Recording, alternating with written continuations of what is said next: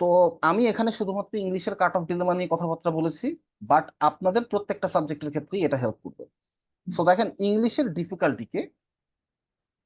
ডিফিকাল্টিকে আমি দুইটা ভাগে ভাগ করি। এটা যে কোনো টার্ম আছে একাডেমিক তা না, আমি ভাগ করি দুই ভাগে। আমি একটাকে বলতেছি রেগুলার ডিফিকাল্টি আর একটাকে বলতেছি ইররেগুলার ডিফিকাল্টি। আবারও বলতেছি, এমন কোনো টার্ম নাই, এটা আমি জাস্ট আপনার কাছে এক্সপ্লেইন করার জন্য আমার এই দুইটা নাম দেওয়া। রেগুলার ডিফিকাল্টি, ইররেগুলার ডিফিকাল্টি, আমি এগুলা নিয়ে অনেক কথাবার্তা বলবো। অর্থাৎ আপনি হচ্ছে আগামী আধা ঘন্টা এইগুলা নিয়ে কথাবার্তা শুনবেন। সো এখনই আপনার মনে অবশ্যই কোশ্চেন জেগেছে যে ভাই রেগুলার ডিফিকাল্টি কি, রেগুলার ডিফিকাল্টি কি, আপনি একটা ডিটেলস এক্সপ্লেনেশন পাবেন।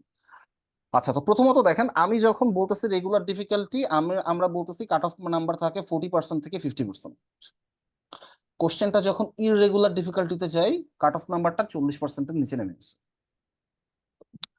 আহ এখন আমি আপনাকে 99.9% গ্যারান্টি দিয়ে বলতেছি, এই কাট অফ আসলে কখনোই ভাই 60%-এ যায় না। একটা ইন্ডিভিজুয়াল কাট অফ কখনোই 60%-এ যায় না। কেন যায় না, একটু পরে যে আমি আপনাকে এক্সপ্লেইন করব। তো মোটামুটি আপনি যদি কোশ্চেন যেমনই হোক একটা ইন্ডিভিজুয়াল সেগমেন্টে 50% তুলে আসেন, আপনি ধরে নেবেন আপনি safe. This is always safe. Question যেমনই হোক, যতই আপনার ইংরেজিতে 50% ইজ অলওয়েজ সেফ। আম, এখন এখানে কিছু ব্যাপার আছে, আমি আপনাদের এইখানে দেখেন আমরা একটা ইয়ে করেছি, আমরা একটা সংখ্যা রেখা মতো এঁকেছি। তো ব্যাপারটা আসলে সংখ্যা রেখার না। ধরেন এটা হচ্ছে, এটাকে আমরা ওই যে জিরো জিরো মনে করেন এটা। তো দেখেন, আপনি 40% থেকে যত উপরের দিকে যাবেন, এটা রেগুলার ডিফিকাল্টির কথা বলতেছি। ভাইয়া আবারও কেউ একজন একটু নয়েজ করতেছেন। রবিউল ইসলাম ভাইয়া, আমি আপনাকে মিট করে দিলাম। ওকে, দেখেন, 40% থেকে রেগুলার ডিফিকাল্টিতে যত উপরের দিকে যাবে আপনি তত সেফ থাকবেন। যত উপরের দিকে যাবে তত সেফ থাকবেন। এটা যদি এইটাও ছাড়াই যায় তো আপনি আরো সেফ, আরো সেফ। এটা এরকম 60%-এ যেতে পারে, এটা 70%-এ যেতে পারে। সো 40% থেকে যত উপরে যাবেন তত সেফ, 40% থেকে যত নিচে যাবেন তত রিস্ক। আমি আবারও বলছি, দেখেন, আমি এখানে একবারও বলি নাই ফেল। আমি কিন্তু একবারও এখানে ফেল শব্দটা উচ্চারণ করি নাই। আমি বলছি 40%-এর যত নিচে যাবেন তত রিস্ক। এখন রিস্ক তার মানে এই না যে আপনি ফেল করে ফেলছেন, হতে পারে 30% কাট অফ, আপনি 30% পাইছেন, আপনি তো রিস্কের জন্য অবশ্যই ছিলেন। সো আমরা রেগুলার ডিফিকাল্টিতে ধরতেছি যে 40% থেকে আমি যত উপরে যাব তত সেফ, 40% থেকে যত নিচে যাব তত রিস্ক। এই 30%-এর নিচে গেলে আরো ভেরি রিস্ক। আমি আবারও বলতেছি, আমি একবারও ফেল শব্দটা উচ্চারণ করি। এটা হচ্ছে রেগুলার ডিফিকাল্টির ক্ষেত্রে। আচ্ছা, ইররেগুলার ডিফিকাল্টির ক্ষেত্রে কি? দেখেন, আমরা কি বলতেছি, একটু আগে আমরা ধরেছিলাম 40%, 40% থেকে যত উপরে যাব তত সেফ, 40% থেকে যত নিচে যাব তত রিস্ক। ইররেগুলার ডিফিকাল্টির ক্ষেত্রে, irregular difficulty, regular difficulty term যেটা আমি ব্যাখ্যা করবো ডিটেলসে। আপাতত জাস্ট এটা বুঝেন, যখন কোশ্চেন ইররেগুলার ডিফিকাল্টির হবে, অর্থাৎ অন্যান্য বছরের ডিফিকাল্টিকে ছাড়াই যাবে সোজা বাংলায়। হ্যাঁ, অর্থাৎ নর্মালি আইবি যে ডিফিকাল্টি মেনটেন করে কোনো একটা সার্টেন বছরে তার থেকে ডিফিকাল্ট করে ফেলছে, তখন আমরা বলতেছি 35% থেকে যত নিচে যাব তত রিস্ক, এবং 35% থেকে যত উপরে যাব তত সেফ। এবং আমরা 40%-কে সেফ হিসেবে ধরছি। এখন 40%-এর আরো উপরে গেছেন, আরো সেফ, যত উপরে যাবেন তত সেফ। কিন্তু irregular difficulty 40% is more than enough, আপনি সেফ। অর্থাৎ যে বছর আইবি অনেক কঠিন কোশ্চেন করে ফেলছে, এই ডিফিকাল্টির সাথে অন্য কোনো বছরের ডিফিকাল্টির একদম মিল পাওয়া যায় না। একদম প্রচন্ড কঠিন কোশ্চেন করছে। এখন প্রচন্ড কঠিনের মানে কি সেটা আমরা পরে জানবো। তো আপাতত একটা রাফ ধারণা কি পাইছেন যে কাট অফ কতর মধ্যে ভ্যারি করে? কাট অফ নিয়ে আরো অনেক কথাবার্তা বলবো, আপাতত কি একটা প্রাথমিক ধারণা পাইছেন? একটু রেসপন্স করবেন কাইন্ডলি। জি ভাইয়া। হ্যাঁ, এটা হচ্ছে একদম প্রাইমারি ধারণা। তো দেখেন, ইরেগুলার ডিফিকাল্টি কোশ্চেন আপনারা দেখতে পারেন, এটা তো আপনারা পাবেন না, এই কোশ্চেনটা তো পাওয়া যাবে না, এই কোশ্চেনটা পাওয়া যাবে। এটা একটা irregular difficulty question, MBA 2016 December মাস। এই ইনটেকটা আপনাদের যাদের কাছে প্রিভিয়াস ইয়ার্স কোশ্চেন আছে আপনারা এটা দেখতে পারেন, what do we mean by irregular difficulty. হ্যাঁ, এটা একটা একদম প্র্যাকটিক্যাল এক্সাম্পল। এমবিএ 2016 দেখেন, এখানে কাট অফ ছিল 30 থেকে 35%। আর এমবিএ 2020 সাল, এই সময় আমি ডিরেক্ট হচ্ছে আইবির গ্রুপগুলোতে অ্যাক্টিভ, এখানে কাট অফ ছিল 7 আউট অফ 25। আপনি যদি 25-কে 30% করেন তাহলে 7.5 আসে। তার মানে দেখেন এটা 30%-এর নিচে নেমে গেছে। অফকোর্স এটা রিস্ক, আপনি এখন 30%-এর নিচে পাওয়ার প্রিপারেশন নিয়ে পরীক্ষার হলে ঢুকবেন না। আমি আপনাকে জাস্ট বোঝাচ্ছি যে কোশ্চেনের ডিফিকাল্টি যখন বেড়ে যায়, অফকোর্স মানে কোশ্চেন তো সবসময় ডিফিকাল্টি হয় আইবি এর, কিন্তু যেই বছর অন্যান্য বছরের ডিফিকাল্টির সাথে কম্পেয়ার করা যায় না, ওই ডিফিকাল্টি গুলো ছাড়াই যায়, কাট অফ নাম্বার সিগনিফিকেন্টলি নিচে নেমেছে। আর যখন কোশ্চেন নর্মাল অন্যান্য বছরে যেমন হয় তেমন আসে, তখনও আমরা বলতেছি যে সেফ 50%, এটা কখনো 60% না। আবারও বলছি, 60% কেন না তার ব্যাখ্যা আমরা একটু পরে যেই পাবো। তো দেখেন এইটা হচ্ছে আমাদের মোটা দাগের রেগুলার ডিফিকাল্টি আর ইররেগুলার ডিফিকাল্টির ব্যাখ্যা। এখন রেগুলার ডিফিকাল্টি কি, আমি আমার ভোক্যাব ব্যাচে আপনাদের এটা বলেছিলাম। আপনি আজ থেকে 2 মাস পর প্রিপারেশন নেওয়ার পর যেই যেই আইটেমগুলা আইবিএ তে এক্সপেক্ট করবেন আইবি এর প্রশ্নে, সেগুলাকে আমরা বলি রেগুলার ডিফিকাল্টির কোশ্চেন। কি বললাম, আপনি 2 মাস প্রিপারেশন নিয়েছেন, আপনি প্রিভিয়াস ইয়ার্স এর বেশ কিছু কোশ্চেন দেখেছেন, আপনি পরীক্ষার হলে যেই আইটেমগুলা এক্সপেক্ট করতেছেন সেই আইটেমগুলা পরীক্ষায় এসছে, এটাকে আমরা বলি রেগুলার ডিফিকাল্টি। কি কি, ইরর ডিটেকশন। ইরর ডিটেকশন মানে কি, যে একটা বাক্য দেওয়া আছে, আমাকে ভুল খুঁজতে হবে। ইরর ডিটেকশন এটা 5 বছরের মধ্যে 3 বছরই আসে। তো মানে যখন আমরা প্রিপারেশন নিই, একটা বিশাল সময় আমরা ব্যয় করি ইরর ডিটেকশনের পিছনে। তো আপনি এক্সপেক্ট করতেছেন আপনার বেলায় ইরর ডিটেকশন আসবে, এসছে, আমরা এটাকে বলতেছি যে রেগুলার ডিফিকাল্টি এবি মেনটেন করছে। সেন্টেন্স কমপ্লিশন বা ফিল ইন দা ব্লাঙ্ক। তো সেন্টেন্স কমপ্লিশন বা ফিল ইন দা ব্লাঙ্ক এটা কখনোই 5টার নিচে আসে না। তো যেইটা আপনি 99% শিওর 5টা আসবেই। সো দেন এগেন ইরর ডিটেকশনের মতন আমরা সেন্টেন্স কমপ্লিশনেও একটা বিশাল সময় ব্যয় করি, ভোক্যাব শেখা থেকে শুরু করে সেন্টেন্স কমপ্লিশন প্র্যাকটিস করা। আপনি এক্সপেক্ট করতেছেন এটা আসবে, এটা এসছে, রেগুলার ডিফিকাল্টি। একইভাবে সেন্টেন্স কারেকশন। সেন্টেন্স কারেকশন কি, 5টা সেন্টেন্স দেওয়া আছে, আপনাকে বলতে হবে যে কোন সেন্টেন্সটা বেস্ট বা কোন সেন্টেন্সটা কারেক্ট। তো সেম এটাও ইরর ডিটেকশনের মতন, এটা 7 বছরের মধ্যে 4 থেকে 5 বছরই আসে। গ্রামারের খুবই পপুলার একটা আইটেম এবং খুবই কমন একটা আইটেম আইবি এর সেন্টেন্স কারেকশন। তো আপনি এগুলা এক্সপেক্ট করতেছেন। রিডিং কম্প্রিহেনশন বা প্যাসেজ আপনি এক্সপেক্ট করতেছেন আসবে। অ্যান্টোনিম এটা একটা সহজ প্রশ্ন আইবি তে, যতগুলো আইটেম আসে তার মধ্যে যদি বলেন যে ভাই সবচেয়ে সহজ কোনটা, সবচেয়ে সবচেয়ে সহজ অ্যান্টোনিম। অ্যানালজি, এগুলা হচ্ছে যদি আমরা অ্যানালজির হচ্ছে নিয়ম জানি আর কিছু ভোকাবস জানি, ইজিলি অ্যানালজি আমরা সলভ করতে পারি। রেগুলার ডিফিকাল্টির কোশ্চেন। আচ্ছা, এরপর ধরেন এইগুলার সাথে কোনোটার সাথেই মিলতেছে না, একটা কোশ্চেন দিছে, ধরেন এর এর কোনোটা না, ইরর ডিটেকশনও না, সেন্টেন্স কারেকশনও না, ফিল ইন দা ব্ল্যাঙ্কও না, বাট ওই কোশ্চেনটা আসলে সলভ করা যায়, আপনি পড়ে বুঝতে পারছেন যে আইবি আসলে কি জানতে চাচ্ছে। সো এইগুলা সব রেগুলার ডিফিকাল্টির কোশ্চেন। তার মানে সোজা বাংলায়, আপনি আইবিএ তে পরীক্ষার হলে ইংরেজি সেগমেন্টে যেই আইটেম গুলা এক্সপেক্ট করেন ইংরেজি কোশ্চেনে, যেই টপিকস গুলা এক্সপেক্ট করেন, সেই টপিকস গুলারে আমরা বলি রেগুলার ডিফিকাল্টি। যেই টপিকস আপনি এক্সপেক্ট করেন না এক, এবং যেই টপিকস এর প্রিপারেশন হয় না, দুইটা ব্যাপার বলেছি। এক, আপনি এক্সপেক্ট করতেছিলেন না এরকম কিছু আসবে, একদম কমপ্লিটলি একটা টুইস্ট দিছে আইবি আপনাকে প্রশ্নে, আপনি জীবনে প্রথমবার ওই প্রশ্নটা দেখছেন পরীক্ষার হলে ঢুকে। অথবা যেইগুলার কোনো স্ট্রেট ফরওয়ার্ড প্রিপারেশন স্ট্র্যাটেজি নাই, মানে যেগুলা অ্যাপ্রোচ করা যায় না, পরীক্ষার হলে যে আইটেম দিলে প্রথম কাজ হয় ছেড়ে দেওয়া, আইবি সেই কোশ্চেন দিয়ে প্রশ্ন ভরাই ফেলছে, আমরা এটাকে বলতেছি রেগুলার ডিফিকাল্টি। এর মধ্যে কি কি আছে, প্রিফিক্স সাফিক্স। এটা নিয়ে আমরা একটু পরে আরো কথা বলবো। দেখেন প্রিফিক্স সাফিক্স এটার মানে হচ্ছে, আপনাকে বলবে যে নিচের কোন শব্দটাতে আন প্রিফিক্সটার ব্যবহার ভুল, এরপরে 5টা শব্দ দিবে। বা ধরেন আপনাকে বললো যে নিচের কোন শব্দে ম্যাল এই প্রিফিক্সটার ব্যবহার ভুল হয়েছে, অর্থাৎ কোন শব্দের আগে ম্যাল বসানো যায় না। এখন প্রথমত এটা হচ্ছে আইবির একদম নিজস্ব আইটেম। এই আইটেম মানে পৃথিবীর কোনো পরীক্ষাতে আসে না, ইভেন আইবি কোনো চাকরির পরীক্ষাতেও দেয় না, শুধু আইবি নিজেদের ইনটেকেই দেয়।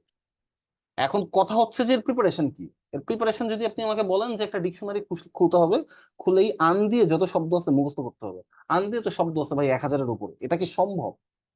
এটা কি আপনাদের কাছে মনে হয় যে ফিজিবল কোনো সলিউশন, যে ভাই ডিকশনারিতে মেল দিয়ে যত শব্দ আছে আমি সব মুখস্থ করে ফেলবো? এটা কি সম্ভব? তো এখন এই আইটেম আসলে কি করতে হয়, এই আইটেম আসলে যুগ যুগ ধরে মানুষ স্কিপ করতেছে, আপনার বেলায় আইবি এই আইটেমটা দিছে। তো তার মানে এই আইটেমটা তো অ্যাপ্রোচ করার মতো আইটেম না। So this is an item যেটাকে আমরা বলতেছি ইররেগুলার ডিফিকাল্টি। এরপর কি, কারেক্ট ইউসেস অফ ওয়ার্ড। আচ্ছা, এটা অ্যাপ্রোচ করা যায়, অ্যাপ্রোচ করা যায় না বলতেছি না, বাট দেন এগেইন এটা আরেকটা আইটেম যেটা একদম আইবি এর নিজস্ব অ্যাসেট, এটা বিশ্বের আর কোনো পরীক্ষায় আসে না, ইভেন কোথাও হচ্ছে ওই প্র্যাকটিস প্রবলেমও পাওয়া যায় না আইবি প্রিভিয়াস ইয়ার্স এর কোশ্চেন বাদে। কারেক্ট ইউসেস অফ ওয়ার্ড কি, ধরেন একটা ওয়ার্ড আমি আপনাকে বললাম সাপোজ গুড, এই গুড অবশ্যই এত সহজ দিবে না। এই গুড ওয়ার্ডটাকে আমি 3টা বাক্যে ইউজ করব। এখানে ধরেন আমি গুড দিয়ে একটা বাক্য লিখলাম, এখানে একটা লিখলাম, এখানে একটা লিখলাম। এরপর আমি বললাম যে কোন বাক্যটাতে গুডের ব্যবহার ঠিক হয়েছে আর কোন বাক্যটাতে গুডের ব্যবহার ভুল হয়েছে, এটা বের করতে হবে।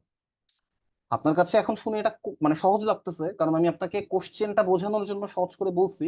বাট এটা হচ্ছে যতগুলো আইটেম আপনি আইবিএতে দেখবেন তার মধ্যে সবচাইতে নটরাস আইটেম, খতরনাক আইটেম। তো এই যে এইটা হচ্ছে আর একটা আইটেম যেগুলো হচ্ছে ইররেগুলার ডিফিকাল্টি আমরা বলে থাকি। আচ্ছা, তৃতীয় ব্যাপার যেটা হচ্ছে বিগত এই যে গত বছরের ইনটেকটা বাদে 2019, 20, 21, 22 পরপর 4বার হয়েছে, সেটা হচ্ছে রিডিং কম্প্রিহেনশন একটার বেশি এসছে। রিডিং কম্প্রিহেনশন একটার বেশি আসার প্রবলেম কি, reading comprehension time consuming item. এখন রিডিং কম্প্রিহেনশন যখন দুটো চলে আসে, অটোমেটিক্যালি একটা রিডিং কম্প্রিহেনশন আমরা স্কিপ করে ফেলি। কেন করে ফেলি বলবেন যে ভাই আমি তো দুইটাই পারবো। আপনি দুইটাই পারলেও বেশিরভাগ ক্ষেত্রে রিডিং কম্প্রিহেনশন দুইটা অ্যাপ্রোচ করা লাক্সারিটা দেখানো হয় না because of the time issue. দুইটা রিডিং কম্প্রিহেনশন অ্যান্সার করতে গেলে ইংরেজিতে এত বেশি টাইম দেওয়া হয়ে যাবে, তখন যে ম্যাথ আর অ্যানালিটিক্যাল অ্যাবিলিটি এগুলোতে টাইম শর্ট পড়ে যাবে। সো যখন more than one reading comprehension দেয়, অর্থাৎ যখন দুইটা বা তিনটা, তিনটা পর্যন্ত এসছে আইবিএতে, দুইটা বা তিনটা রিডিং কম্প্রিহেনশন আইবিএ দেয়, তখন যে অটোমেটিক্যালি ওই যে 4 থেকে 5 মার্ক ওটা আর অ্যাপ্রোচ করা যায় না, স্কিপ করতে হয়। এটা এই কারণে না যে রিডিং কম্প্রিহেনশন আপনি সলভ করতে পারবেন না দুইটা, এই কারণে যে সলভ করতে গেলে আপনার দেখা যাচ্ছে ম্যাথে ফেল করে বসে আছেন। So this is another item যেটা হচ্ছে ডিফিকাল্টিকে ইররেগুলার বানায়। চতুর্থত প্রেজেন্ট ইডিয়মস, এইটা নিয়ে আমি নিজে পার্সোনালি প্রচুর প্যারা খাইছি। ইভেন আমি প্রেজেন্ট ইডিয়মস পড়ছিলামও, বাজারে যে বই পাওয়া যায় প্রেজেন্ট ইডিয়মস আজ অব্দি। প্রেজেন্ট ইডিয়মস এর ক্ষেত্রে ভাই একটু ব্যাখ্যা আছে, আমরা কিছুক্ষণ পরে যে ওই ব্যাখ্যাটা দেখবো। বাট আপাতত রাখতে এতটুকু জেনে রাখেন, প্রেজেন্ট ইডিয়মস এটা জেনারেলি কমন আসে না আইবিএ তে, আজ অব্দি কখনো কমন আসেনি। আইবিএ এগুলো কোথা থেকে দেয় আল্লাহই জানে, আর আইবিএ জানে। তো এই যে এই আইটেম বেশিরভাগ ক্ষেত্রেই এগুলো আসে খুবই কম, 10 বছরে একবার, 5 বছরে একবার, বাট যখন আসে নর্মালি এগুলা ওই মাথায় রাখতে হয়, স্কিপ করতে হবে যদি না কোনো স্কেপ রুট না থাকে। এখন স্কেপ রুট কি একটু পরে যে জানবেন, অর্থাৎ যদি কোনো টেকনিক দিয়ে এই প্রেজেন্ট ইডিয়মস এর মিনিং গেজ না করা যায়, এটা না হলে প্রেজেন্ট ইডিয়মস একটাই আমাদের উপায় হচ্ছে স্কিপ করা। আচ্ছা, এরপর ফ্রেজাল ভার্ব। দেখেন এইটা আজ অব্দি আইবিএ তে আপনি যদি বলেন এমবিএ তে এখনো পর্যন্ত 2005 সাল পর্যন্ত কোশ্চেন আমি দেখছি। আহ, আমার কাছে যে কোশ্চেন ব্যাংক ছিল 2005 সালের আগের কোশ্চেন ছিল না। ফ্রেজাল ভার্ব সব মিলে এসেছে হচ্ছে 2বার। ফ্রেজাল ভার্ব কমন আসে না, কমন আসে। ফ্রেজাল ভার্ব পিসি দাসের একটা বই আছে, পিসি দাসের বই থেকে আমি কমন পেয়েছি। বাট দেন এগেন এটা খুবই কনফিউজিং। মানে ফ্রেজাল ভার্বের মানে কি এটাও আমি আপনাকে বলি। ফ্রেজাল ভার্ব মানে হচ্ছে, ধরেন একটা ভার্ব আমি বললাম আপনাকে ব্রিং।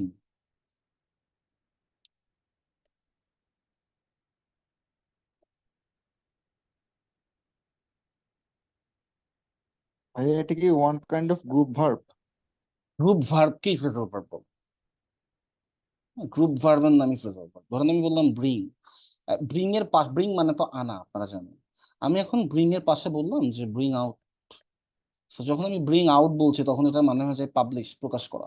আমি আপনাকে বললাম ব্রিং ফোর্থ, যখন আমি বলছি ব্রিং ফোর্থ তখন এটার মানে হয়ে যায় প্রডিউস, উৎপাদন করা।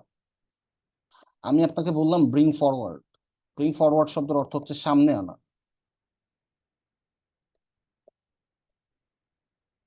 আমি আপনাকে বললাম bring up, so bring up শব্দের অর্থ হচ্ছে লালন পালন করা।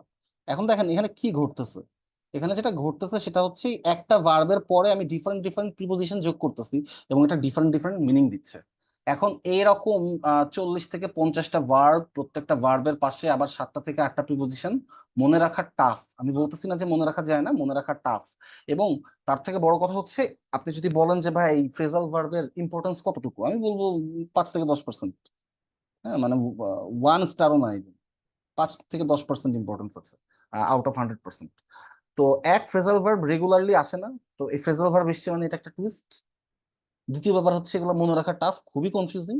তো এই যে ফ্রেজাল ভার্ব এসছে, এটা আমার ডিফিকাল্টিকে ইরেগুলার বানায় ফেলছে, এগুলো আমার কাট অফ মার্ক কমায় ফেলবে। হোমোনিমস, হোমোনিমস এর প্রিপারেশন সম্ভব, আমি আপনাদের হোমোনিমস এর প্রিপারেশনটা খুব ভালো মতোই নেওয়াবো। আমাদের ভোক্যাব ক্লাসে আমরা প্রচুর পরিমাণে হোমোনিমস পড়বো, এট দ্য সেম টাইম আমরা হচ্ছে কিছু পিডিএফ ও প্রোভাইড করব, আর সাথে ক্রিস্টোফেলের কিছু খুব ইম্পর্টেন্ট হোমোনিমস আছে, আমরা সেগুলো পড়ে যাব, and that's more than enough. But then again, homonyms এর মানে কি? আমি আপনাদের একটা হোমোনিমস দেখাই। আমি আপনাকে বললাম এই যে ডিসক্রিট, এটার মানে হচ্ছে বিচক্ষণ, এবং DISCRETE এটার মানে হচ্ছে পৃথক। এই দুইটার উচ্চারণ সেম কিন্তু মানে ভিন্ন, এটাকে বলা হচ্ছে হোমোনিমস। এগুলা কি আইবি ডিরেক্ট দেয় না, আইবি ফিল ইন দা ব্লাঙ্কে এই একটা অপশনে ই ডিসক্রিট দেয়, একটা অপশনে ই ডিসক্রিট দেয়, তখন আমরা কনফিউজড হই। এটাকে বলে হোমোনিমস। এগুলা কোশ্চেন ডিফিকাল্ট করে ফেলে। আর আর এই যে আমি একদম লাস্টে যেটা বলতেছিলাম, আর টুইস্ট, আইবি আপনাকে টুইস্ট দিচ্ছে, জীবনে প্রথমবার ওই কোশ্চেনটা আপনি পরীক্ষা হলে যে দেখছেন। আমি এই যে একটু আগে রেগুলার ডিফিকাল্টি ইররেগুলার ডিফিকাল্টি বলতেছিলাম, আপনারা কি প্রপার এক্সপ্লেনেশন পেয়েছেন যে what do I actually mean by regular difficulty and irregular difficulty? কোথাও একটা পানি পড়ার শব্দ শুনছি। হ্যাঁ, রেগুলার ডিফিকাল্টি আর ইররেগুলার ডিফিকাল্টি জিনিসটা কি, এটা কি বুঝছেন? মানে আমি এই যে এতক্ষণ ধরে যে দুইটা শব্দ বললাম, জি ভাইয়া। আমরা কখন একটা কোশ্চেন দেখলে রেগুলার ডিফিকাল্টির বলবো, কখন একটা কোশ্চেন ইররেগুলার ডিফিকাল্টির বলবো, এটা বুঝছেন? জি আচ্ছা, রিচার্ড পল ভাইয়া, এক্সপেক্টেড আইটেম, আমরা এখানে আসতেছি ভাই। এই কোশ্চেন, আপনার এই কোশ্চেনই আমি আসতেছিলাম এখন, এই কোশ্চেনই আমি আসতেছিলাম।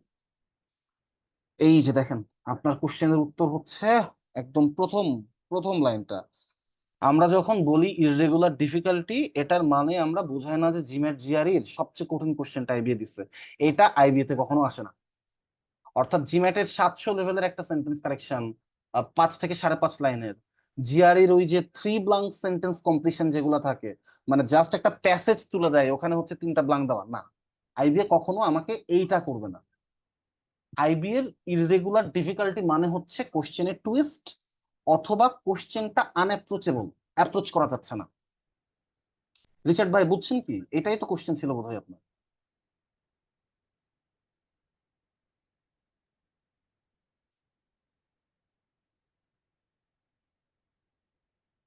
আচ্ছা, আপনার হচ্ছে নাম কি সত্যি রিচার্ড, নাকি আপনার কোন নাম আছে, মানে নামটা বলেন।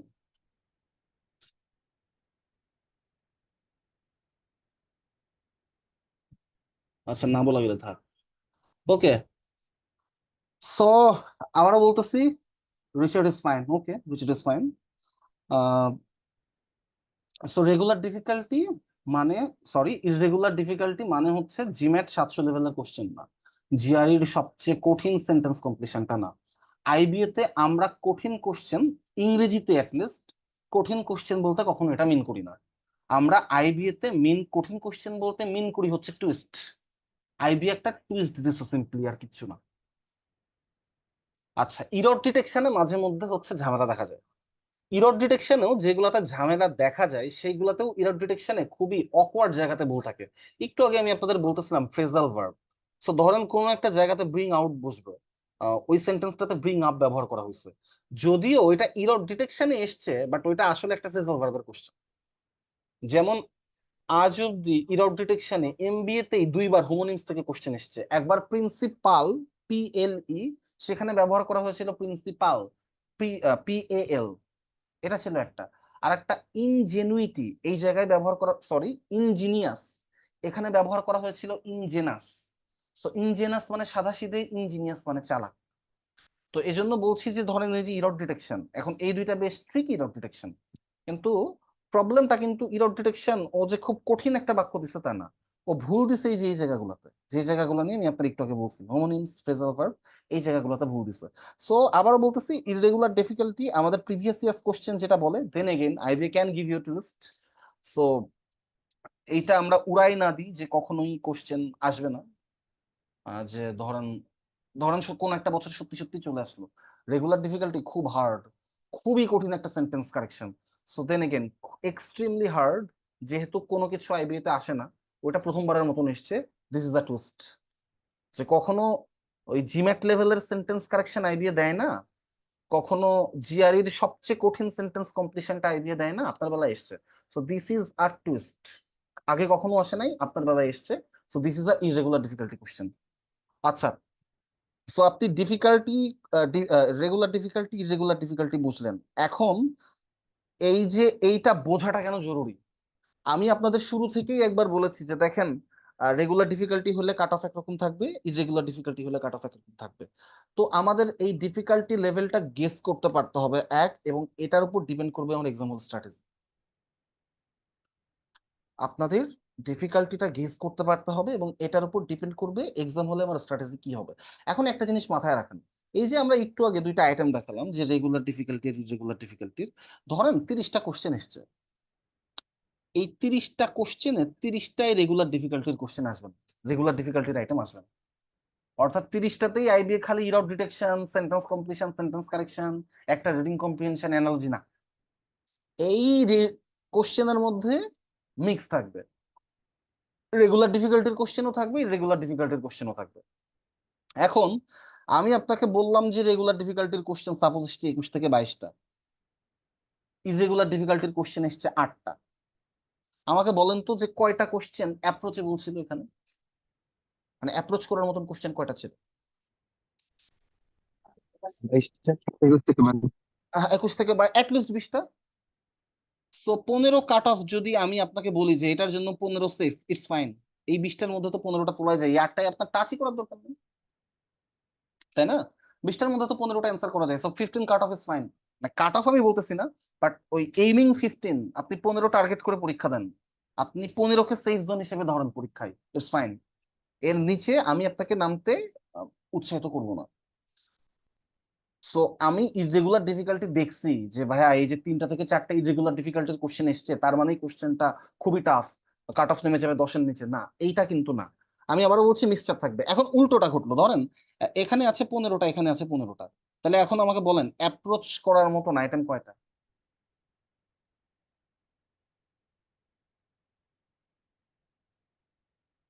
অ্যাপ্রোচ করার মতন আইটেম কয়টা, রাফ গেস করুন।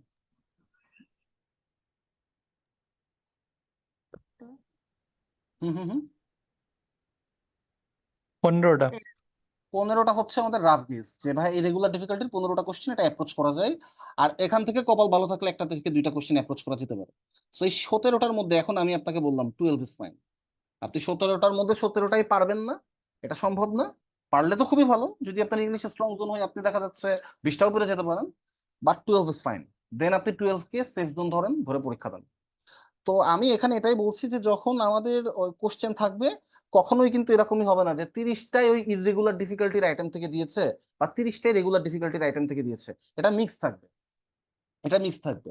সো কোনো কোশ্চেনে যদি রেগুলার ডিফিকাল্টির কোশ্চেন অনেক বেশি থাকে, এই যে আমরা এখানে দেখেন বলতেছি খুব ইম্পর্টেন্ট দুইটা কথা, যে রেগুলার ডিফিকাল্টির কোশ্চেন সংখ্যা যতগুলা থাকবে আমাদের কাট অফের রেঞ্জ তত বাড়বে, রেগুলার ডিফিকাল্টির কোশ্চেন সংখ্যা যত কমবে আমাদের কাট অফ তত কমবে।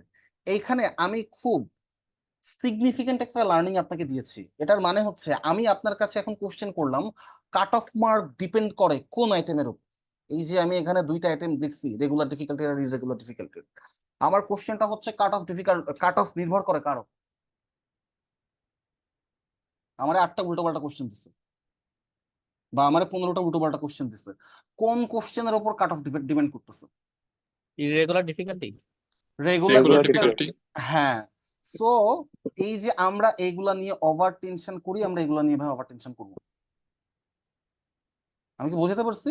দেখেন এই জন্য আমরা বলতেছি যে যখন রেগুলার ডিফিকাল্টির কোশ্চেন বেশি দিছে কাট অফ হাই, রেগুলার ডিফিকাল্টির কোশ্চেন কম দিছে, ইররেগুলার ডিফিকাল্টির কোশ্চেন বাড়াই দিছে, কাট অফ লো। সো এইটা ডিরেক্ট আমার ডিপেন্ড করতেছে যে আইটেম গুলা অ্যাপ্রোচ করা যায় তার উপর।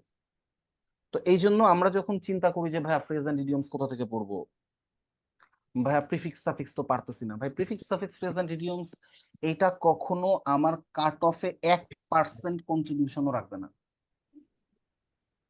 এখন এগুলা পড়লে কি হবে, এগুলা পড়লে তো টাইম নষ্ট হবে, ওই টাইমে আপনি রেগুলার ডিফিকাল্টির জিনিসপাতি পড়তে পারতেন, বাট ওটা আপনি পড়েন নাই, তখন দেখা যাচ্ছে রেগুলার ডিফিকাল্টির জিনিস ভুল করে এসেছেন।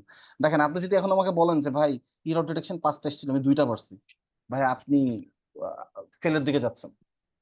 আপনি বললেন যে ভাই সেন্টেন্স কমপ্লিশন 5টা ছিল আমার একটারও ওয়ার্ড কমন না, আপনি অলরেডি ফেল করে গেছেন। আপনি বলছেন ভাই 5টা প্রিফিক্স সাফিক্সের একটাও দাগান নাই, আপনার জায়গায় আমি থাকলেও একটাও দাগাতাম। তো এটার উপর কিছু ডিপেন্ডই করতেছে না। আমি কি বোঝাতে পারতেছি?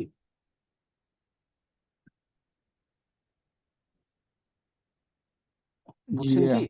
হ্যাঁ, তো এইগুলা বোঝা ভাইয়া খুব ইম্পর্টেন্ট। আমি আবারও বলতেছি, আপনাকে এই কথাগুলা কেউ বলবে না। এইটা বোঝা খুব ইম্পর্টেন্ট। আমাদের প্রিপারেশন কেমন হবে, কোন কোশ্চেন নিয়ে আমরা ভাববো, কোন কোশ্চেন নিয়ে আমরা ভাববো না, কোন কোশ্চেনের জন্য আমি প্রিপারেশন নিব, কোন কোশ্চেনের জন্য আমি প্রিপারেশন নিবই না, কোনখান থেকে আমি 100% মার্ক তোলা ক্যারি করব, কোনখান থেকে যদি আমি নাম্বার পাই তাহলে বোনাস হিসেবে কাউন্ট করবো। যে ধরেন প্রিফিক্স সাফিক্স, সাপোজ এক জায়গায় ব্যবহার করছে আনঅ্যাড্রয়েড, আপনি জানেন যে আনঅ্যাড্রয়েড বলে কিছু নাই, ম্যালঅ্যাড্রয়েড, তাহলে এইটা ভুল। এই যে আপনি 1 মার্ক পেলেন, এটা হচ্ছে বোনাস। আপনি এটা এক্সপেক্ট করেন নাই, এটা আপনি বোনাস হিসেবে পেয়ে গেছেন বাই এনি চান্স। এইটার সাথে আপনার কোনো সম্পর্ক নেই। আপনার সম্পর্ক হচ্ছে ভাই সেন্টেন্স কারেকশন 5টা দিছে, আমার মিনিমাম 4টা পারতে হবে।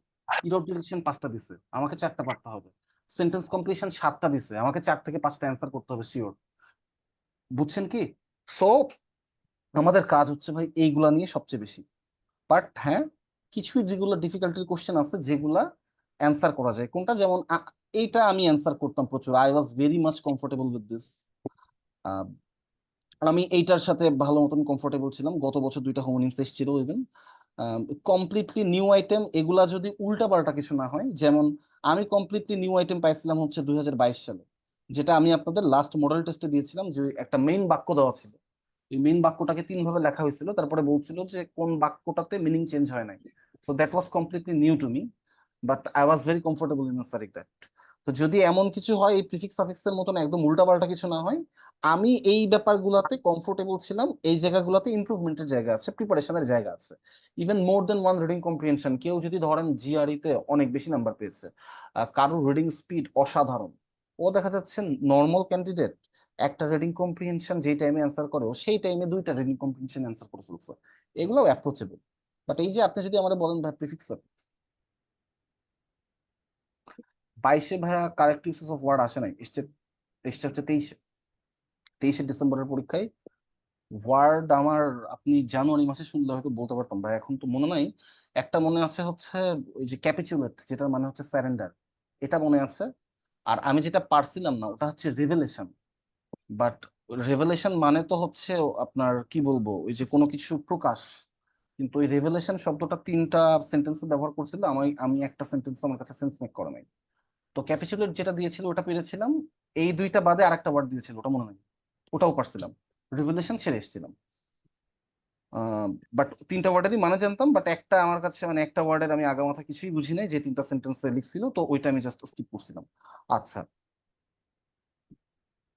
আম, তো এখন যদি আপনি আমাকে বলেন ভাই প্রিফিক্স সাফিক্স, এটা আমি জীবনে কোনোদিন ছুঁয়েও দেখি নাই, আমি এটার প্রিপারেশনই নিই।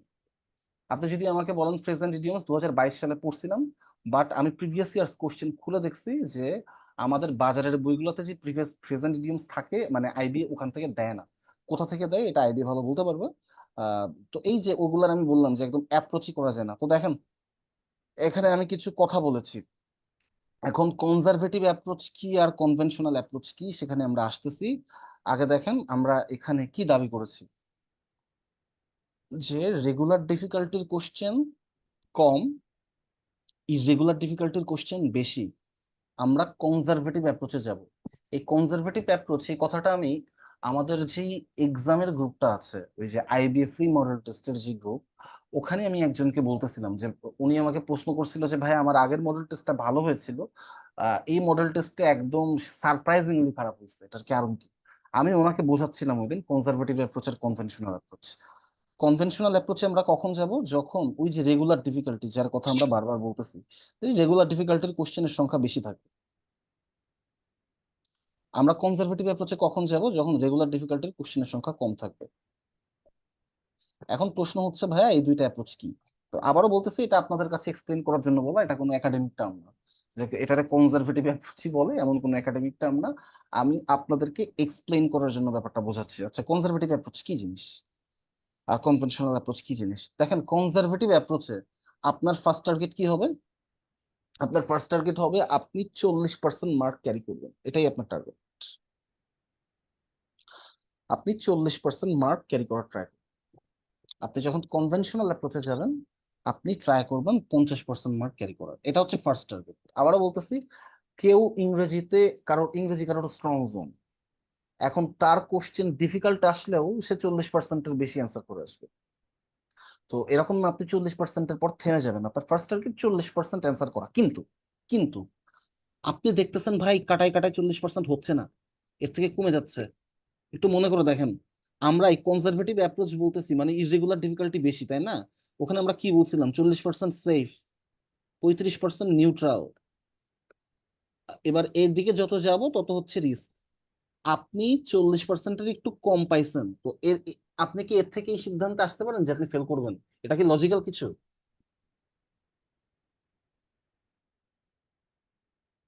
না। আমি কি বোঝাতে পারতেছি? এই যে এইগুলা কিন্তু ভাইয়া, এইগুলার সাথে এই সিচুয়েশন গুলোর সাথে পরিচিত হন। এই ঘটনা পরীক্ষার হলে ঘটবে। এই সিচুয়েশনের সাথে আমি পরিচিত ছিলাম না বলে আমার 65-এ চান্স হয় নাই, নাইলে ওই যে 65 ব্যাচের ওই যে 65-এর ওই ইনটেকে আমি নিজের হাতে, মানে আমি আমার চান্স নিজের হাতে নষ্ট করে এসেছি। কারণ এইগুলা কেউ এক্সপ্লেন করে দেয় নাই আমাকে। আমি যখন 2টা কোচিং সেন্টারে পরীক্ষা দিয়েছি, আমি নাম বলতেছি না, আপনারা ইতিমধ্যে বুঝে ফেলছেন, কোচিং সেন্টার তো 2টাই আছে। এই 2টা কোচিং সেন্টারে আমি একদম রেগুলার কনসিস্টেন্টলি টপ করতাম। আমার ধারণা ছিল আকাশ ছোঁয়া নিজের সম্পর্কে, যে অন্যরা পাস করতে যাবে, আমি ফার্স্ট হতে যাবো। দেন ফার্স্ট হতে যাওয়ার চান্স পাই না। কারণ ম্যাথে এই কনজারভেটিভ অ্যাপ্রোচে যাওয়া উচিত ছিল, কিন্তু আমি গেছিলাম 70% খেলতে। তো এখন আমি আবারও বলতেছি ভাই, এই জিনিস কিন্তু ঘটবে। এটা এই এই যে কনজারভেটিভ অ্যাপ্রোচ, আমি আপনাদের ইংলিশের কোর্স করাচ্ছি বলে আমি শুধু ইংলিশের প্রেক্ষাপট থেকে বলতেছি। এটা ম্যাথের ক্ষেত্রে প্রযোজ্য, এটা পাজলের ক্ষেত্রে প্রযোজ্য, এটা ইংরেজির ক্ষেত্রে প্রযোজ্য। এবং আই ক্যান গ্যারান্টি ইউ আপনি এই কথা কোথাও শুনবেন না। আমি এটা এত অ্যানালাইসিস করছি কারণ আমি ভিকটিম। আমি 65 ব্যাচে এটার ভিকটিম।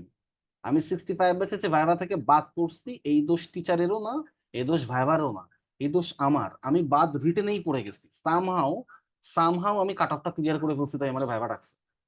আমাকে ভাইভাতে ডাকার কথা না, ওইটাই সবচেয়ে বড় রিওয়ার্ড। মানে ওটা ধরেন কি বলবো, যে আল্লাহ তাআলা একটা সান্ত্বনা পুরস্কার দিচ্ছে, এত পড়াশোনা করছি, এটা একটা সান্ত্বনা পুরস্কার, নাও ভাইভাটা দিয়ে আসো। তো এই ব্যাপারগুলা ঘটবে। কনজারভেটিভ অ্যাপ্রোচ আপনাকে কখন নিতে হচ্ছে? যখন কোশ্চেনটা রেগুলার ডিফিকাল্টিতে আসে নাই। তো তখন তো আমি বলছি আপনাকে 40%ই সেফ। 40% মানে সেফ। তো আপনি 40%-এর জায়গায় দেখতেছেন যে আপনার 37% হচ্ছে। এর মানে কি আপনি রিটার্ন দিবেন না?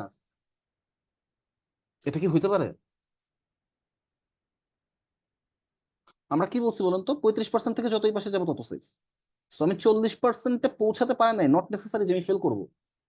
হতে পারে যে 30%-এরও নিচে কাট অফ নামছে। আমরা কি বলছি? 35%-এর থেকে নিচে নামলে রিস্ক। আমি একবারও বলি নাই 35%-এর নিচে গেলে ফেল। তো এগুলা একটু মাথায় রাখবেন। আমার ফার্স্ট টার্গেট 40%। এরপর এর থেকে বেশি পারলে পারবো, না হলে জাস্ট থেমে যাবো। যে থেমেটা আমার ম্যাথের দিন যাওয়া উচিত ছিল 65 থেকে, যে থেমে আমাকে পাজলে যাওয়া উচিত ছিল, আমার একটা পাজলে সেকেন্ড অ্যাপ্রোচ নেওয়াই উচিত হয় নাই। আমি বাইরে বের হয়ে দেখি পাজলটা কেউ পারে না। তো এখন আমাকে বলেন তো, একটা পাজল কেউ পারে নাই, ওই পাজলের উপর কি কাট অফ ডিপেন্ড করবে? না ভাইয়া। বা ধরেন পারে। একজন পারলো, তো একজন পারলো, ওই একজন কি কাট অফ ডিপেন্ড করে কখনো? ধরেন একজন ম্যাথে 25-এ 25 পাইছে, তো কাট অফ কি এখন 25-এ 25 উঠবে? এটা একটা এক্সট্রিম ভ্যালু। তো আমি আবারও বলতেছি, এটা একটু ভালো করে বুঝে রাখেন। আমি কনজারভেটিভ অ্যাপ্রোচ যখন বলেছি আমাদের ফার্স্ট টার্গেট 40%, আপনি দেখছেন 40% হচ্ছে না, নার্ভাস হবেন না, হওয়ার দরকার নাই। 40% মানে সেফ, 40%-এর নিচে আসা মানে ফেল না। সো সেম কনভেনশনাল অ্যাপ্রোচ, মানে কোশ্চেনটা রেগুলার ডিফিকাল্টি। আমি আপনাকে বলছি আপনার টার্গেট 50%, এই 50% আমি সেফ বুঝাইছি। এই 50%-এর নিচে মানে ফেল না। আমি কি বলছিলাম? 40% থেকে যত উপরে যাবেন তত সেফ। 50% হচ্ছে একদম সেফ। তো তার মানে এই না যে 50%-এর নিচে ফেল। এটা কিন্তু আমি বলি নাই, ইভেন আপনি 30% পেয়েও পাস করে যেতে পারেন। কিন্তু আমরা কি বলতেছি, 40% থেকে যত নিচের দিকে যাব তত রিস্কি। এখন 30%-এরও নিচে নেমে গেছে, আরো রিস্ক। বাট কাট অফ কত এটা ভাই আমরা বলতে পারবো না বাইরে দাঁড়ায়। ওকে, এটা আমাদের ফার্স্ট টার্গেট। এখন হ্যাঁ মানে হ্যাঁ হ্যাঁ, বল বল। এক্সাম হলে তো অনেক সময় যে ভুল, মানে আমরা তো বুঝি না যে সবটা যে কারেক্ট হবে এরকম তো গ্যারান্টি নাই। তখন আসলে কিভাবে মেজার করবো যে কতটুকু যেতে হবে? কিছু তো ভুল হইতে পারে, ভুল হ্যাঁ, হয়। আমরা ভাই সেখানে এই যে তার পরের পয়েন্ট গুলোতে ব্যাখ্যা করা আছে, দেখেন তার পরের পয়েন্ট গুলোতে ব্যাখ্যা করা আছে। আচ্ছা, আসতেছি আমি আপনার এই পয়েন্টই আসতেছি, নিচে লেখা আছে এগুলো। সো আপনি আরো বেশি তুলতে পারতেছেন নাম্বার, মানে সেটা কোশ্চেন যেমনই হোক, ইরেগুলার ডিফিকাল্টি হোক, রেগুলার ডিফিকাল্টি হোক, আপনি আরো বেশি নাম্বার ক্যারি করার ট্রাই করেন, সমস্যা নেই। এটা হচ্ছে ফার্স্ট টার্গেট। এর থেকে যদি বেশি পারতে পারেন, অফকোর্স ইউ আর ওয়েলকাম। আচ্ছা, যখন কনভেনশনাল অ্যাপ্রোচে বলতেছে, দেখেন এই অ্যাপ্রোচটাতে একটু মাথায় রাখবেন। ধরেন কোশ্চেন রেগুলার ডিফিকাল্টির ইংলিশ আপনার স্ট্রং জোন, আপনি ট্রাই করবেন এখানে নাম্বার তুলে ফেলার। আপনি যত বেশি নাম্বার তুলে পারেন। কি বলেছি? যে রেগুলার ডিফিকাল্টির কোশ্চেন এসছে অন্যান্য বছর যেমন আসে, ইংলিশ আপনার স্ট্রং জোন। সো আপনি এখানে 6 মারা ট্রাই করেন, নট অনলি 50%। আপনি এখানে 70% তোলার ট্রাই করেন। আপনি কাট অফ এই নেগেটিভ মার্কিং নিয়ে চিন্তাই করেন না। দেখেন, আমি আপনাদের নেগেটিভ মার্কিং এর একটা জিনিস বোঝাই, এটা আমরা অনেকে বুঝি না। এটা আমি হচ্ছে ইভেন অ্যাডমিশন এর ছেলে পেলেদেরও এখনো বুঝে আসতেছি। আপনি চারটা দাগাইছেন, এখন ভালো করে বুঝেন, এই চারটা কি আপনি এমন কোশ্চেন দাগাইছেন যেটা আপনি কোনোদিন চোখে দেখেন নাই, যেটা হওয়ার কোনো চান্স নাই? এই চারটা কোশ্চেনের ক্ষেত্রে কি হয়েছে? আপনি যে কোনো দুইটা অপশন নিয়ে কনফিউজড, আপনি তিনটা অপশন নিয়ে কনফিউজড, এরকমই তো। যে আপনি অলমোস্ট শিওর কিন্তু একটু ডাউট আছে, কোনো একটা অপশন, কোনো একটা শব্দ একটু ডাউট ক্রিয়েট করতেছে। এরকমই তো ঘটেছে ঘটনাটা এখানে, তাই না? এখন আমি একটা ওর্স্ট কেস ধরি, আপনার একটা হয়েছে, তিনটা ভুল গেছে, স্টিল আপনি 0.25 পাইছেন, এটাই তো, আপনি 0.25 পাইছেন। এখন প্রবলেমটা কোথায়? মানুষজন এরপরে বলা শুরু করে, ভাইয়া এই যে এই তিনটা যদি আমি না দাগাতাম, তাহলে তো আমার আর নেগেটিভটা আসতো না। আরে ভাই, এই তিনটা না দাগাইলে তো এটা কারেক্ট হইতো না। এটা তো তোমার মাথায় আসতেছে না। এখন একটু ব্রডার ওয়েতে চিন্তা করেন, আপনি 50টা দাগাইছেন, 50টা দাগাইছেন, ধরেন 50টা দাগাইলে আপনার 25টা কারেক্ট, 25টা ভুল, বা আরো কম ধরেন 20টা কারেক্ট, 30টা ভুল। তো 30টা ভুল গেলে আপনার 7.5 কমবে, আর এই 20টার জন্য 20 বাড়বে। তো 22.5 আপনার এসছে। এখন আপনি আমারে বললেন যে ভাইয়া দেখেন, আম, এই যে এই 7.5 এটা কমে গেল 30টা দাগায়, এই রিস্কটা না নিলে তো ভাই এই 7.5 কমতো না। আপনি একবারও এটা ভাবেন নাই যে এই 30টা ভুল করছেন বলেই তো এই 20টা কারেক্ট হয়েছে। তো যখন আমরা আমরা যখন এই কনভেনশনাল অ্যাপ্রোচে যাব, আমরা একটু রিস্ক নিব। এখানে দেখেন, আমরা এখানে বলতেছি try to take some moderate level risk. 50-50 question আমরা সব অ্যান্সার করব, নেগেটিভ মার্কিং নিয়ে আমরা খুব একটা ভাববো না। একটাও যদি কারেক্ট হয় এবং তিনটাও যদি ভুল হয়, স্টিল আমরা 0.25 বেশি পাবো। এটা আমরা কি বললাম? কনভেনশনাল অ্যাপ্রোচে। তো এই যে একটু আগে যে ভাই জিজ্ঞেস করলেন যে ভাই সবসময় তো আমরা শিওর থাকি না, যে ওই যে দাগাইছেন একটা তো ভুল হইতে পারে, আমরা একটু রিস্ক নিব। এরকম শিওর না হওয়া প্রশ্ন আমরা আরো চারটা দেখাবো। এখন আপনি বলতে পারেন, ভাই আমি 7টা দাগালাম, 7টাই যদি ভুল হয়। আমি এরকম ভাই খুব কম দেখছি, আপনি 7টাই দাগাইছেন, 7টাই ভুল হয়েছে।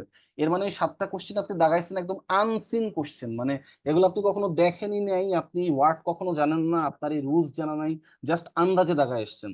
ইন দ্যাট কেস 7টা দাগালে 7টা ভুল হয়। 50-50 কোশ্চেন 7টা দাগালে 7টা ভুল হওয়ার চান্স মানে খুবই কম, খুবই কম, মানে খুবই কম। এটা হচ্ছে, দেখেন এই আপনি প্রবাবিলিটিতে করলে 1/2 যে আপনি 7টা দাগাবেন, 50-50 কোশ্চেন 7টাই ভুল যাবে। এন্ড দেন এগেন এই 7টার ভিতর যদি দুইটাও, 7টার ভিতর দেখেন আপনার 2টা ঠিক হয়েছে, 5টা ভুল গেছে। তো 2টা ঠিক হওয়া মানে হচ্ছে 2, 5টা ভুল যাওয়া মানে হচ্ছে 1.25 কাটা, স্টিল আপনার 0.75 বেশি আসতেছে। তো এইটা আমরা একটু মাথায় রাখবো। কখন মাথায় রাখবো? কনভেনশনাল অ্যাপ্রোচে। ইন কনজারভেটিভ অ্যাপ্রোচ আপনার যদি ইংলিশ স্ট্রং জোন না হয়, আমরা একটু ট্রাই করবো ভাই নেগেটিভ মার্কিং 0%-এ নামায় আনার। অর্থাৎ একদম প্রয়োজন না পড়লে রিস্ক নিব না। যেটা আমি গত বছর ওই 65, ওই 65 ইনটেকের লার্নিং আমি গত বছর কাজে লাগিয়েছি।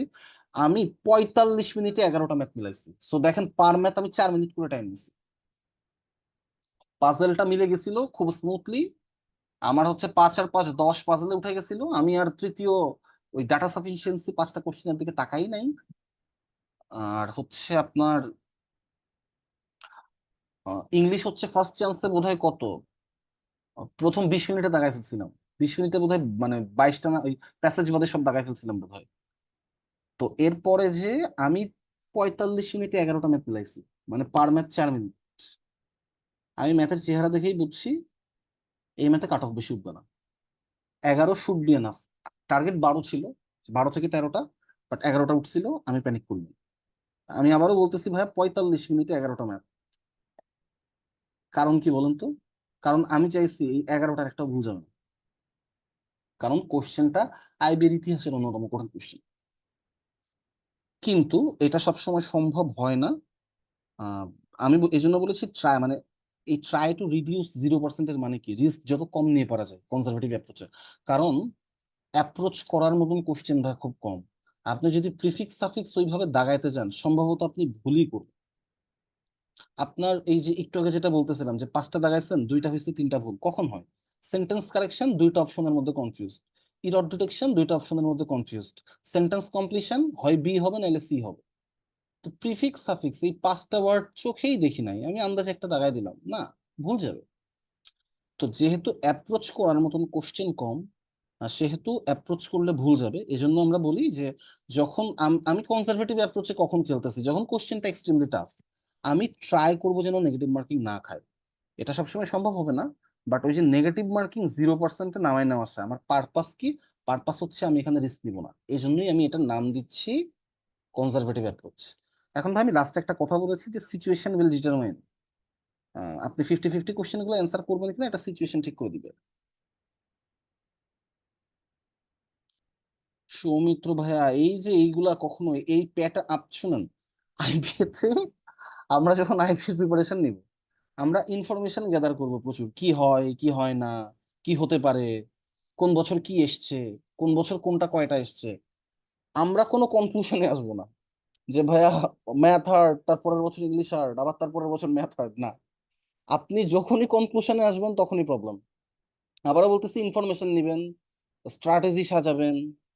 আপনি এক্সাম হলে আপনার অ্যাপ্রোচ কেমন হবে এটা আপনি 2 মাস আগে থেকে ঠিক করবেন, কোনো সমস্যা নাই। আপনি 20 বছরের কোশ্চেন দেখবেন যে আইবিএ তে আজ থেকে 20 বছর আগে কি আসতো, আপনার বেলায় ওইটাও আসতে পারে। আপনি এরকম ইনফরমেশন কালেক্ট করবেন, আপনি কোনো কনক্লুশনে আসবেন না আমার বেলায় এইটা আসবেই, আমার বেলায় ম্যাথই কঠিন করবে, আমার বেলায় ইংরেজি ইজি হবেই না, এরকম কিচ্ছু না। সো এমন কোনো কিছু আইবিএ ফলো করবে না। কি হবে আমরা কেউ জানি না। বুঝাতে পারছি ভাইয়া? সৌমিত্র ভাই, বুঝাতে পারছি? জি ভাই। ওকে, সো কোনো মানে কনক্লুশনে আমরা আসবো না যে ভাই এটা হবে না, কি কি হবে আমরা জানি না, আর কি কি হতে পারে আমরা গেস করবো জাস্ট। হ্যাঁ, তো আমরা যেটা বলতেছিলাম যে এখন সিচুয়েশন আপনাকে বলে দিবে যে এই যে কনজারভেটিভ অ্যাপ্রোচে যে 50-50 কোশ্চেন গুলো আছে আপনি অ্যান্সার করবেন কিনা। কিরকম? সাপোজ 30টা কোশ্চেন আছে, আপনি দেখতেছেন যে 14টা আপনি কারেক্ট করে ফেলছেন, বেশ ডিফিকাল্ট কোশ্চেন ছিল, আপনি চাইলে 50-50 কোশ্চেন অ্যাভয়েডও করে যেতে পারেন, নেগেটিভ খাওয়ার দরকার নেই। কিন্তু আবার কেউ যদি আমার মতন হয়, সে যেটা করে যে তখন 50-50 তো দাগায়, আবার 25-75 গুলোও দাগায় আসে, যে যদি কোনোভাবে 2টা কারেক্ট হয়ে যায় ব্যাস তাহলে নাম্বার আর একটু বেশি পেয়ে গেলাম। তো আপনি যদি মনে হয় যে ভাই একটু রিস্ক নিবে, তো রিস্কও নিতে পারেন, সমস্যা নাই। কিন্তু কখন দাগাতেই হয়, আপনার 30টা কোশ্চেন ভাই 4 থেকে 5টার বেশি হয় নাই, কাট অফ আসলে এত নিচেও নামবে না। তো তখন যে আসলে 50-50 দাগাতে হবে, কিছু করার নেই। তো এই জন্য বলতেছি যে আমি আপনাকে ডিরেক্ট বলতেছি না যে 50-50 কোশ্চেন দাগানোই যাবে না কনজারভেটিভ অ্যাপ্রোচে। এটা ঠিক করে দিবে আপনার এক্সাম হলে আপনার অবস্থা কেমন, এক্সামটা আসলে কেমন হচ্ছে তার উপর। তো আপনারা কি বুঝছেন, এই অ্যাপ্রোচ দুইটা বুঝছেন?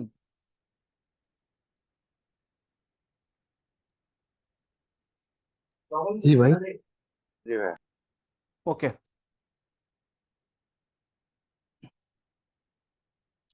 আজকে 61 জনের মধ্যে 42 জন আছে, এরকম 42 জন আমাদের ভোকাব ব্যাচেও ছিল প্রথম 2 দিন, এরপরে দেখি 62 জনের মধ্যে 12 জন আছে।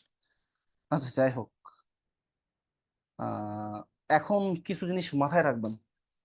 একদম প্রথমে আমি একটা কথা বলতেছি যে ভোকাবুলারি হচ্ছে আইবি পরীক্ষার ঈশ্বর। In IB exam vocabulary is the god. আপনি ভোক্যাবসে যত স্ট্রং হবেন, আপনার ইংরেজির জার্নিটা তত কমফোর্টেবল হবে। আপনি খুব কঠিন, খুব ইররেগুলার একটা কোশ্চেনে হেসে খেলে কাট অফ তুলে চলে আসবেন। এই যে আমি আপনাকে বলতেছিলাম না যে 30, এখানে হচ্ছে ইররেগুলার ডিফিকাল্টিতে 12 সেফ। আপনার ভোকাবুলারি স্ট্রং হইলে আপনি হেসে খেলে 15 তুলে চলে আসবেন ওই ইররেগুলার ডিফিকাল্টির কোশ্চেন। দেখেন ভাইয়া, একটা সিম্পল কথা বলি, গতবার ইংরেজিতে কাট অফ ছিল 10, 30-এ 10, 33.33%। আমি প্রথম চান্সে 22টা কারেক্ট করছি। কারণ গ্রামারের কিছু অ্যাডভান্টেজ তোমার ছিলই, বাট আমি বলবো আমার ভোক্যাবসের প্রিপারেশন ছিল এক্সট্রা অর্ডিনারি। এখন এখানে কিছু ব্যাপার আছে দেখেন, আমি যদিও অনেক বছর ধরে গ্রামার পড়াচ্ছি, ভাই সেন্টেন্স কারেকশন এক একটা 2.5 লাইনের, এরকম 5টা অপশন, তো 12.5 লাইন পড়া লাগবে আপনার। ভোক্যাব কোশ্চেন অ্যান্সার করতে টাইম লাগে ম্যাক্সিমাম 30 সেকেন্ড। তো এই যে ভোক্যাবকে আমি কেন গড বলতেছি তার আরেকটা কারণ, আপনি ভোক্যাবে ভালো হওয়া মানে আপনার জন্য এই ইংরেজিটা অনেক টাইম এফিশিয়েন্ট হবে। ভাই ইংরেজিতে আমি আপনাকে বলবো যে 15 মিনিট খরচ করে 18 পাওয়া ইজ বেটার দেন 30 মিনিট খরচ করে 20 পাওয়া। কারণ এই 15 মিনিট খরচ করে যদি 18 পান, আপনি এই যে 15 মিনিট কম লাগাইছেন, দেখেন আপনি তো সেফ জোন তুলেই সেফ জোনে তো চলেই গেছেন। বাকি 15 মিনিট আপনি ম্যাথ আর অ্যানালিটিক্যাল লেভেলটিতে যে কিভাবে হেল্প হবে এটা আপনি পরীক্ষার হলে না গেলে বুঝবেন না। সো ভোক্যাবে আপনি যত ভালো হবেন, ইংরেজি আপনার তত দ্রুত শেষ হবে, ইংরেজিতে আপনি তত সেফ থাকবেন, ইংরেজি কোশ্চেনটা আপনার জন্য তত কমফোর্টেবল হবে। অ্যান্ড আমি আবারও বলতেছি, মাঝে মধ্যে সেন্টেন্স কারেকশন, ওই যে ধরেন 5টার মধ্যে 3টা অপশন বাদ দিয়ে ফেলছে, 2টা অপশনে যে মিনিং করার প্রয়োজনীয়তা মাঝে মধ্যে চলেই আসে। তো ভোকাবুলারি ইজ দ্য গড, কখনো ভোকাবুলারি স্কিপ করার অডাসিটি আমরা দেখাবো। আপনার যদি বলেন যে ভাই আমি নাউন বুঝতেছি না, নাউন ছেড়ে দেন, সমস্যা নেই, নাউন থেকে আপনার বেলায় কোশ্চেন নাও আসতে পারে। ভাই আমি মডিফায়ার বুঝতেছি না, ফাইন, মডিফায়ার ছেড়ে দেন, আপনার বেলায় মডিফায়ার থেকে কোশ্চেন নাও আসতে পারে। ভাই টাইম এন্ড স্পিডের ম্যাথ বুঝতেছি না, ওকে ছেড়ে দেন, ম্যাথ আসলে কয়টা আসবে, একটা দুইটা, আরো 28টা ম্যাথ আছে। ভাই ভোক্যাব বুঝতেছি না, ভোক্যাব পড়েন। সেন্টেন্স কমপ্লিশন মিলতেছে না, আরো একটা নতুন রিসোর্স দেন, সেন্টেন্স কমপ্লিশন মিলান। এইটা পাস করতে হেল্প করবে, ডিরেক্ট পাস করতে হেল্প করবে। সো নাউন পারতেছি না, নাউন ছেড়ে দেন, কোশ্চেন নাও আসতে পারে। মডিফায়ার পারতেছি না, মডিফায়ার ছেড়ে দেন, কোশ্চেন নাও আসতে পারে। কোনো একটা ম্যাথের টপিকস আপনি টোটালি স্কিপ করে যান, কপাল ভালো থাকলে কোশ্চেন নাও আসতে পারে, কপাল খারাপ থাকলে ম্যাক্সিমাম একটা থেকে দুইটা আসবে। ভোক্যাব পড়তেছেন না, আপনাকে আপনার কপাল ভালো না হইলে, ওই দিনটা আপনার না হইলে আপনি ইংরেজিতে পাস করবেন না। যারা আপনাদেরকে বলে যে আমি না পড়ে পরীক্ষা দিয়ে ইংরেজিতে পাস করছি, 3টা ঘটনা ঘটে। এক, তার আগে পড়া আছে, ধরেন তার জিআরই প্রিপারেশন নেওয়া, তার আইবির ইংরেজি পড়া লাগে না, তো ভোকাবুলারি এমনিই, ওই যে ভোকাবুলারি ইজ দা গড, ওইটা ওর আয়ত্ত করা। এক, এটা হচ্ছে প্রথম ঘটনা। দ্বিতীয় ঘটনা, ছোটবেলা থেকেই সামহাউ ও এমন একটা এনভায়রনমেন্টে বড় হয়েছে যেখানে ইংলিশ ও সাবকনসিয়াসলি শিখছে। সো ওর বাক্য পড়ে বোঝার ক্ষমতা নর্মাল মানুষের থেকে বেশি। ওর সাথে আমরা অ্যাভারেজ ক্যান্ডিডেটদের মিলাতে পারবো না। দুই, বেশিরভাগ ক্ষেত্রেই যারা ইংলিশ মিডিয়াম ব্যাকগ্রাউন্ডে বড় হয় এদের ক্ষেত্রেই ঘটনাটা ঘটে। 3 নাম্বার ঘটনা, মিথ্যা কথা বলছে। এই 3টা ঘটনার যে কোনো একটা ঘটনা ঘটছে। আপনার যদি প্রথম দুইটা আপনার ক্ষেত্রে অ্যাপ্লিকেবল না হয়, আমি আবারও বলতেছি, আপনার জন্য vocabulary is the god, vocabulary will save you. আপনাকে ভোকাবুলারি পাস করাবে ইংরেজিতে। আচ্ছা, এট দ্য সেম টাইম কখনো আমরা কোনো কিছুর উপর সোললি ডিপেন্ডেন্ট থাকবো না। অর্থাৎ আমি আপনাকে একটু আগে বলছিলাম যে ভাই আপনার দরকার হলে নাউন ছেড়ে দেন, ওকে ফাইন। দরকার হলে প্রোনাউন ছেড়ে দেন, ওকে ফাইন। আপনি পুরাপুরি গ্রামার ছেড়ে দিচ্ছেন, নট ফাইন। কারণ কি? কারণ ওই যে একটা শুরুতে কথা বলছি, regular difficulty, regular difficulty. Grammar is always something from regular difficulty.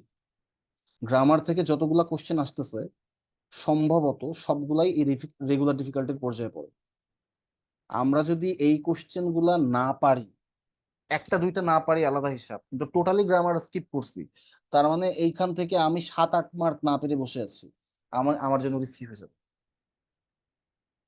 তো কখনো কোনো কিছুর উপর সোললি ডিপেন্ডেন্ট হবো না। কেউ প্যাসেজে অনেক ভালো, রিডিং কম্প্রিহেনশন অনেক দ্রুত পড়তে পারে, আপনি কেন শিওর হচ্ছেন আপনার বেলায় 2টা প্যাসেজ আসবেই? প্যাসেজ তো একটাও আসতে পারে, ইভেন ওই প্যাসেজে কোশ্চেন 5টা না থেকে 4টাও থাকতে পারে, 4 দিয়ে তো আর কাট অফ উঠবে না। তো এই জন্য আমরা কোনো অংশ কখনো ছেড়ে দিব না, একটা আইটেমের উপর ডিপেন্ডেন্ট হব না, এইগুলো আমরা কখনো করবো না। অ্যান্ড এই যে আবারও এটা বলতেছি ভাই, রিডিং কম্প্রিহেনশন, সেন্টেন্স মানে কমপ্লিশন, এই দুইটা ছাড়া জেনারেলি আইবিতে কোশ্চেন হয় না। আপনি ধরে রাখেন এখান থেকে 8 থেকে 10 মার্ক আপনি পাবেন। খুব বিশ্রী একটা কোশ্চেন হয়েছে এমন দিনে এই দুইটা আইটেম আপনাকে পাস করাবে, এগুলো নিয়ে গ্যাম্বল করবেন না। অনেকে রিডিং কম্প্রিহেনশন প্রিপারেশন নেয় না, আমি এটার সাথে একমত না। দেখেন, পরীক্ষার হলে যে রিডিং কম্প্রিহেনশন না দাগানো একটা স্ট্র্যাটেজিক ডিসিশন হতে পারে। যেমন আমি রিডিং কম্প্রিহেনশন গত পরীক্ষায় দাগাইছিলাম একদম লাস্টে, তাও 5টা, লাস্টের 2টা কোশ্চেন আমি পড়ার টাইম পাই নাই, 3টা কোশ্চেন দাগাইছিলাম, লাস্টের 2টা কোশ্চেন পড়ারই টাইম পাই নাই, মানে আমার আগের বেঞ্চে খাতা নিচ্ছিল তখন 3 নাম্বার কোশ্চেনটা দাগাইছি। কারণ হচ্ছে আমি যখন দেখছি যে বাকি আমি 22টা কোশ্চেন দাগাই ফেলছি, আমি তো জানি ইংরেজিতে পাস। তো আমি একটু টাইম সেভ করে মানে ভাবছি যে যদি লাস্টে টাইম বাঁচে তাহলে রিডিং কম্প্রিহেনশন দাগাবো, নাহলে দাগাবো না। পরীক্ষায় রিডিং কম্প্রিহেনশন না দাগানো কখনো কখনো একটা স্ট্র্যাটেজিক ডিসিশন হতে পারে, কিন্তু রিডিং কম্প্রিহেনশনের প্রিপারেশন না নিয়ে পরীক্ষার হলে ঢোকা, this is a very bad strategy. কারণ কোশ্চেন যদি কঠিন হয় রিডিং কম্প্রিহেনশন আসবেই। আপনি রিডিং কম্প্রিহেনশন আপনাকে বাঁচাবে। তো সিচুয়েশন আসতে পারে যে আমি পরীক্ষার হলে রিডিং কম্প্রিহেনশন দাগানোর টাইম পাই নাই বা ভাই দাগাই নাই, স্কিপ করতে ইচ্ছা করি, ইভেন আমি তাকাইও নাই, কারণ তার আগেই আমি পাস মার্ক ইনশিওর করে ফেলছি। ওকে, ইটস ফাইন, অ্যাবসলিউটলি ফাইন। আপনি যদি আমাকে বলেন যে ভাই আমি রিডিং কম্প্রিহেনশনের প্রিপারেশনই নিব না, আপনি কিভাবে শিওর হচ্ছেন এক্সাম হলে যে আপনার সাথে সত্যি লাক্সারিয়াস ঘটনাটা ঘটবে যে আপনি 22টা কোশ্চেন ইনশিওর করে ফেলছেন রিডিং কম্প্রিহেনশন বাদেই? আমরা তো শিওর না এরকম কিছু ঘটবে। সো আমরা এই দুইটা নিয়ে কখনো গ্যাম্বল করবো না যে ভাই রিডিং কম্প্রিহেনশনের প্রিপারেশন নিব না, না, 100% প্রিপারেশন নিব। আচ্ছা, এগুলা কি বুঝছেন?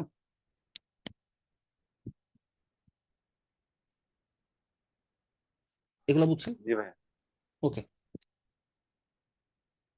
সো এগুলো আমি ইতিমধ্যে আপনাদের বলে ফেলছি। অ্যাপ্রোচেবল আইটেম আমি একটু দেখাই ডাইরেক্ট। হ্যাঁ, দেখেন এই যে এইগুলারে আমরা ওই রেগুলার ডিফিকাল্টির জিনিসপাতি আবার জাস্ট রিপিট করছি, যে এই যে যেগুলা রেগুলার ডিফিকাল্টির জিনিস সেগুলো অ্যাপ্রোচ করা যায়, এগুলার আমরা বলতেছি অ্যাপ্রোচেবল আইটেম।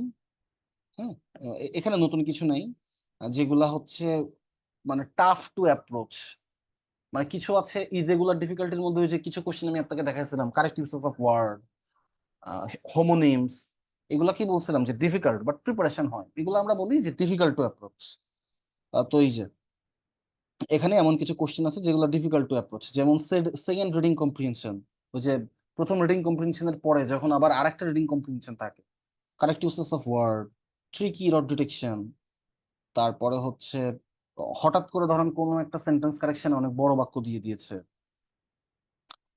তারপরে হলো হোমোনিমস, যে প্যারাজাম্বলিং যেটাকে আমরা ছোটবেলায় রিঅ্যারেঞ্জ বলতাম, গত বছর দিয়েছিল। তো এগুলা যে অ্যাটেম্প্ট করা যায় না তা না, বাট টাফ।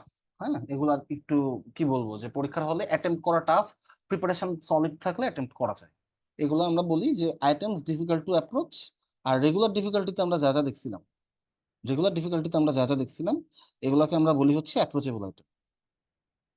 আর কিছু আছে একদম অ্যাপ্রোচ করার মতন। এখন এখানে দেখেন কি কি আছে, প্রিফিক্স সাফিক্স। আচ্ছা, phrase and idioms with no context, এটার মানে কি? দেখেন আমি জাস্ট সিম্পলি একটা এক্সাম্পল দিই আপনাকে। আমি আপনাকে বললাম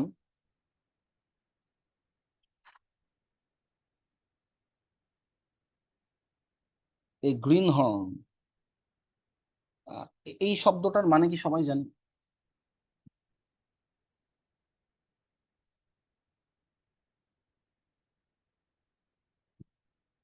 তো দেখেন কোনো কনটেক্সট নাই।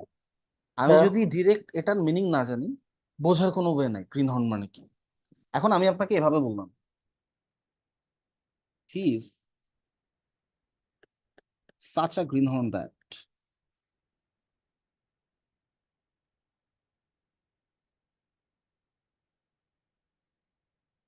ইটস